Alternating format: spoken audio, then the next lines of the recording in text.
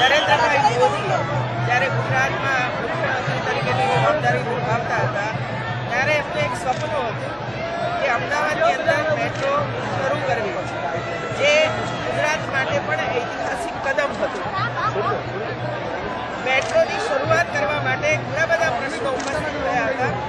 એ બધા જ પ્રશ્નોનો નિકાલ કરતા કરતા અંતે એના બે રૂટ નક્કી કરવામાં આવ્યા. વસ્ત્રાલથી કલ્લેશ અને એપીએમસી વાસણા આપણું સ્ટેડિયમ મોટેરા સ્ટેડિયમ સુધીના બે રૂટ નક્કી કરવામાં આવ્યા અને એ બે રૂટમાંનો એક રૂટ એટલે વસ્ત્રાલથી કલ્લેશ એનું આજે આપણે ખાતમુહૂર્ત કરીએ છીએ અને 611 કરોડનો ખર્ચથી 6 કિલોમીટરનો આ એક રૂટ તૈયાર થવા માટેનો આજે ખાતમુહૂર્ત પ્રારંભ કર્યો છે અને સપ્ટેમ્બર 2016 સુધીમાં આ કામ આપણે પૂર્ણ કરીશું, જેથી કરીને 6 કિલોમીટર સુધી લોકો આવજા કરશે.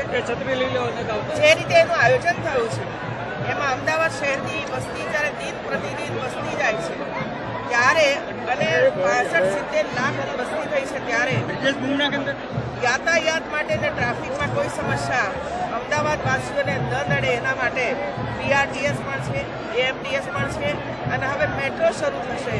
આ ત્રણનું સંયોજન કરીને ઇન્ટિગ્રેટેડ કરીને આ યોજના બની છે.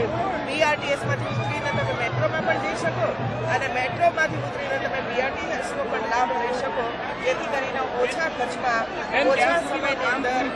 ઓછા સમયની અંદર તેઓ આ રૂટ આપણે પૂર્ણ કરી શકીએ.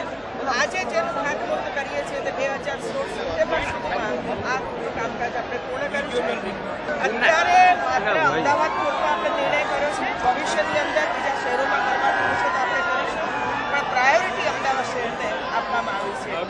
રિજિયનલ રેલવેની સાથે પણ જોડાશે. આપણી રેલવે જે પસાર થાય છે એની સાથે પણ એનું જોડાણ થયેલું છે. મતલબ કે જેટલા પણ ટ્રાફિકના સંચારો આપણા સ્પર્ધાઓની સાથે એનું જોડાણ કરેલું છે એટલે ઇન્ટિગ્રેટેડ વ્યવસ્થાની અંદર છે. જેમની પણ કપાત થતી હશે એને રાજ્ય સરકાર તરફથી તાત્કાલિક એની સહાય પૂરી પાડવામાં આવશે અને એવો કોઈ પ્રશ્ન ઉપસ્થિત નહીં થાય જેને કારણે પબ્લિકને કોઈ મુશ્કેલી ઊભી થાય. મારા વિસ્તારની અંદર પણ ખલતેજ વિસ્તારની અંદર પણ એવો કોઈ વિરોધ નથી, કારણ કે બધાઓને સાથે બેસાડીને નિર્ણયો કરેલા છે અને બધા સંમત થયા.